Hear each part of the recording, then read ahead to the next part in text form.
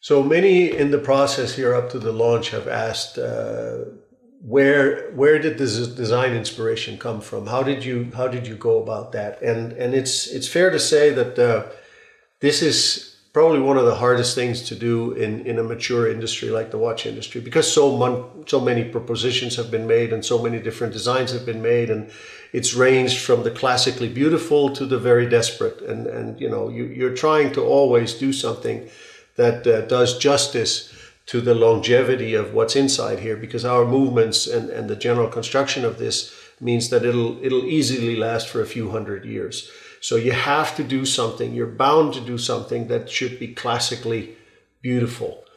And this is not an easy task, and no one has a monopoly on good ideas. So what I did practically is that I wrote a design brief, about 10 pages, that contained, let's say, the must-haves of what we needed from this design. Things like, the desirability for a 10-meter recognition factor. I did not want to do a copy of something else in the marketplace. We needed 100 plus meters waterproofness, which goes to the case design. We wanted something that would be strong but elegant, and there was a mix of verbatims there that decides in which direction one should go. And also, of course, part of the brief was that it should be something that we could all proudly say that, well, this is Urban Jürgensen. And the brief was distributed to a number of friends and acquaintances I've had throughout my professional career, about 15 different people, because you never know where the good design idea comes from. And we received numerous proposals, and as could be expected, many people had different versions of what it could be. But actually, and sometimes this happens, you sometimes get the notion of eureka, here it is, and it's rare to experience it. But the actual brief that hit the mark was coming from an old friend of mine who was a designer, a user interface designer, and he basically returned within 30 minutes of receiving the brief, and he said, look, he was not from the watch industry, but he said, all watches are round. So I played around with some circles, and this is what came out. What do you think? And basically, already there, I had sort of an innate feeling that this is something that could have legs. Of course, it was just a bunch of circles on a paper, but by deduction, you came to a generic form of a watch that actually looked very, very appealing.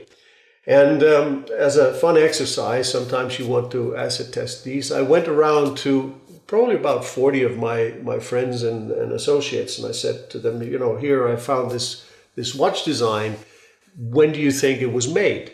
And the answers ranged from, well, this is clearly something from the 60s, Apollo space rockets, and this is kind of where that comes from. To the other end of the scale, somebody said, well, this is a prop design for a sci-fi movie from Hollywood.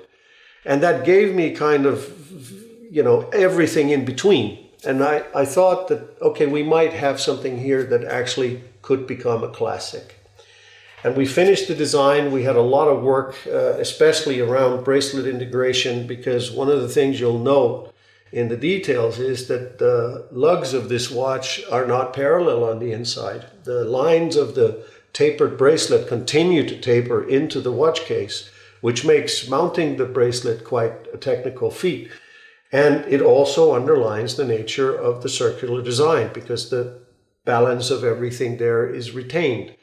You'll note the very, very fine finishing needed to have the lugs work together with the case, and it just imbues the whole design of a certain fluidity that gives an overall balance. And last but not least, these oval-shaped interlinks that really signify something unique even from 10 meters away, which I have to say I'm very proud of, that we were able to get a design this balanced, because it's not very easy to do that correctly. So a lot of hard work went into this, and the notion and the ability we had in the fact that the original design idea, one could say the DNA of the design, was so pure, stemming from these number of circles, that gave us a solid DNA to which we could attach all the details that is necessary to complete a watch like that.